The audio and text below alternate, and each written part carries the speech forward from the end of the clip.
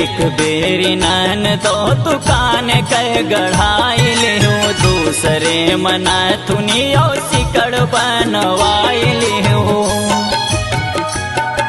ए नन तो सुन तो एक बेरी नन तो तू कान कह गढ़ाई लिहू दूसरे मना थुनियो सिकड़ बनवाई लिहू।